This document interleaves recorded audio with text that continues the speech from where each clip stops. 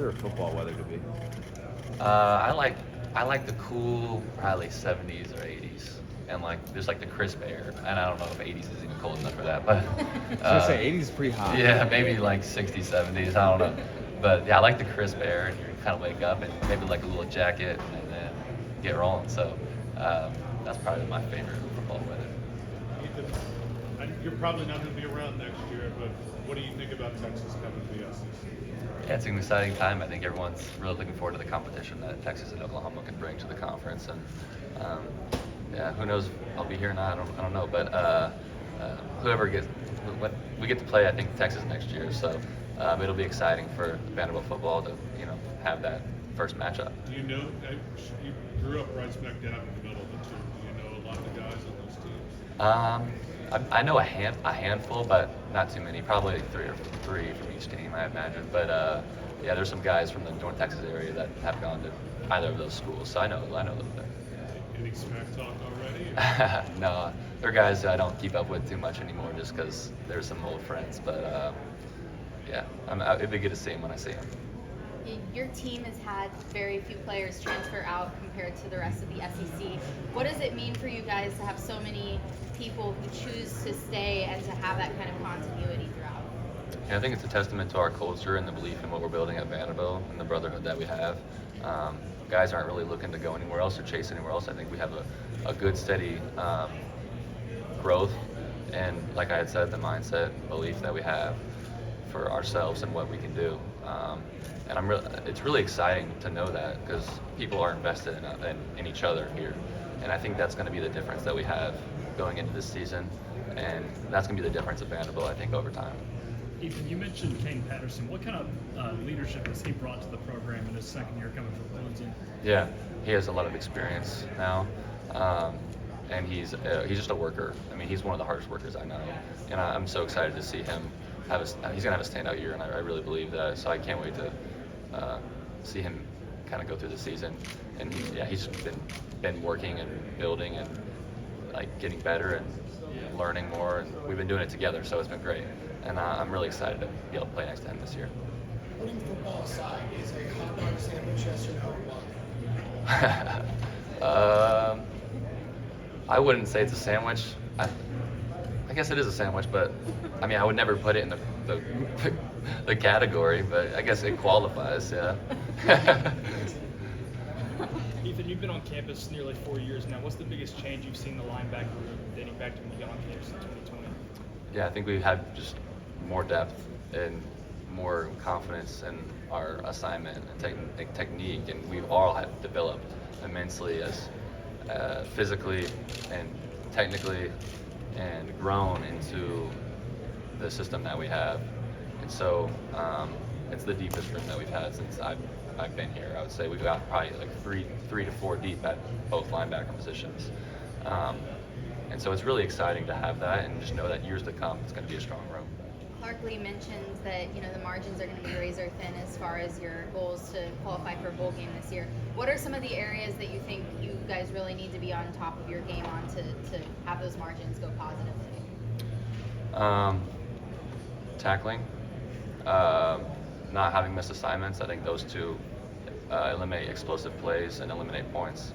And so in order for us to have success as a defense this year, we're going to have to be on top of those two things. And we've been working a lot on tackling and just how we're playing together as a defense and communication and things like that. So I think that's going to be what reflects in our record this year, those margins that you're talking about. Ethan, what was your relationship like with Ray Davis, and what is UK getting with him on and off the field? Yeah, Ray was a great guy. His locker was like right next to mine. We would hang out often. I have a bunch of respect for Ray, and I love the guy that he is, and I think he's going to do great things at Kentucky. So, and he's obviously a really strong runner, really smart guy. He's kind of patient, so he's going to do great things. Will there be text exchange that week or leading up to that one? Maybe a little bit, but at the end of the day, we are playing UK. We're not playing Ray Davis, so but it's going to be good to see him after the game and say hello. How big was that win for you guys, just to snap that long SEC losing streak? Yeah. Get a win on the road. It was huge. I mean, that was my first SEC win since I've been at Vandy. So it was a very proud moment and a great moment to be with the guys. and we were all so excited, and like it was just feelings that we hadn't had since we've been here. So it built a lot of confidence into ourselves and to what we've been doing, and just to know that we can win these games and we will win these games. And so looking back on that, it's something that we can build on coming into this year, and it creates a belief and a confidence around the work that we've been doing, and we've been doubling down because we know that 5-7 record that we had last year wasn't good enough. So is it one of those things too where you're in this big rebuild with a new coach, and you kind of need to see some results to show that, okay, what he's coaching and preaching is actually working?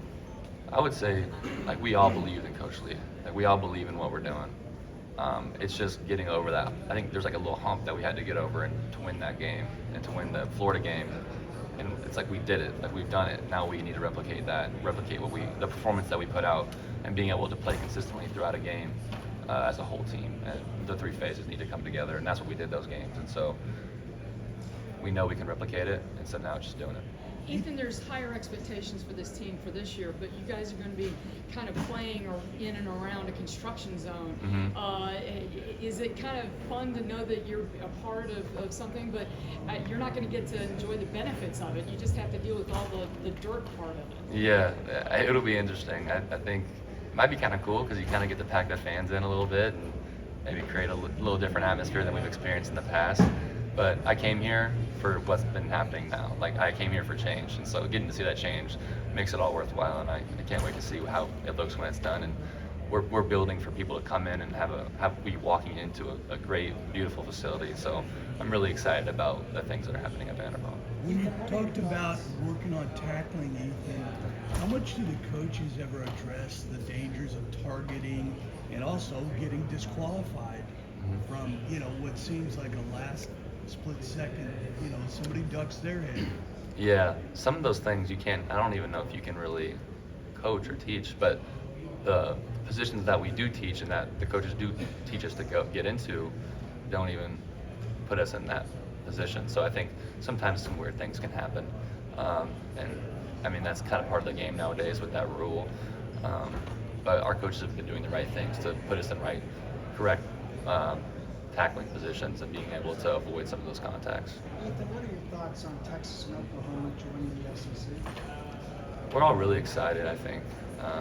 That's to come in the future, obviously, but there's a lot of excitement about the competition that can be created around those games, and so, I mean, I don't think anyone's not looking forward to it. It's gonna bring some excitement to the conference. And Texas will be coming to Nashville next year.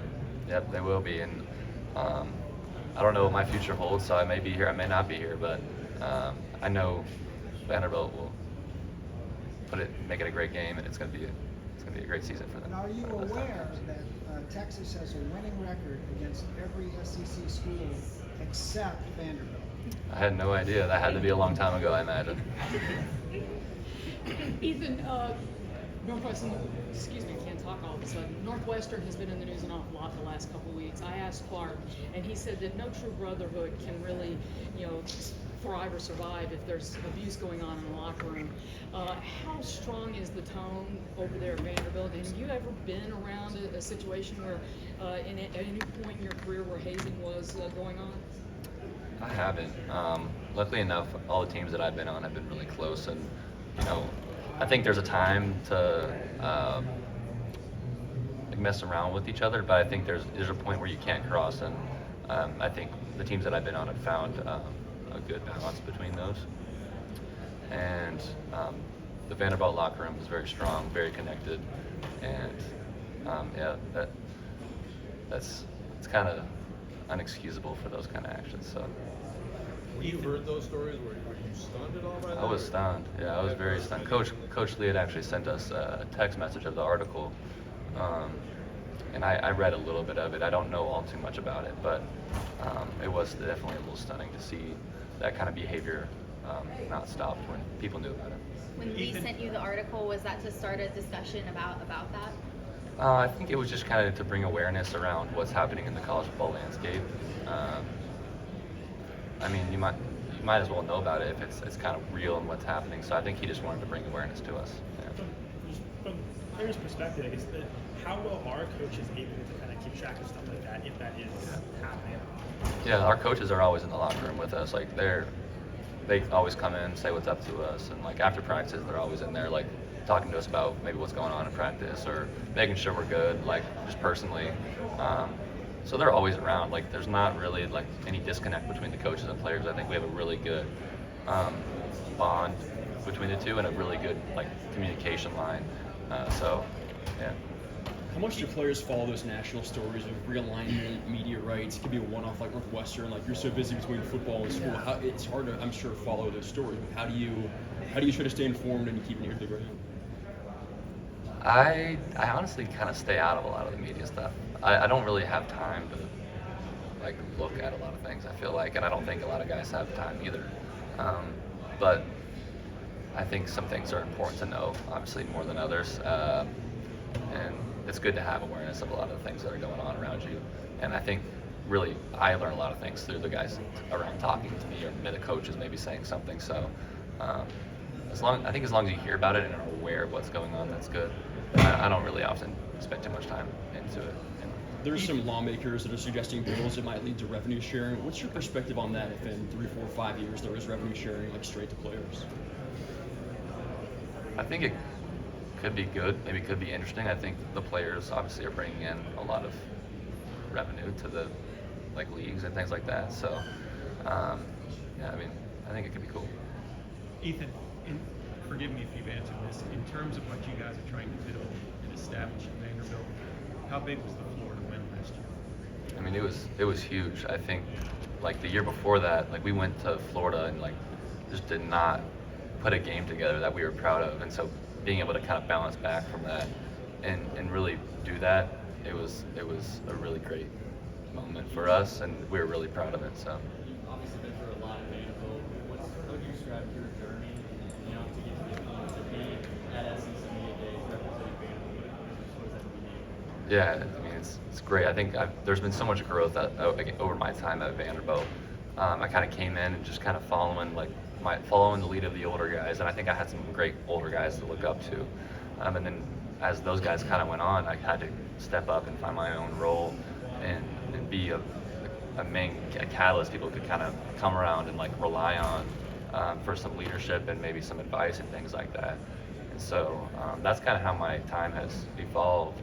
And being able to be here today is such an honor and really special. I've been watching these since I've obviously been in college, and I've always thought it was really cool, and to get the opportunity, it's amazing. So. You guys added Prince College, Kane Patterson comes back, playing center, the linebacker room is loaded. So how excited are you to play with those guys and be able to compete in the SEC? Yeah, I'm so excited. I think we have a really strong group, probably stronger than we've had in the past.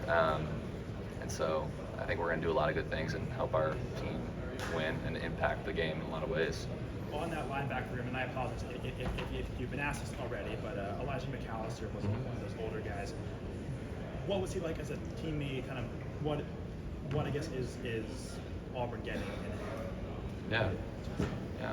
Elijah's getting a great leader. I mean, he's someone who reaches out to a lot of people and tries to form relationships amongst teammates. And obviously he's done that at Auburn.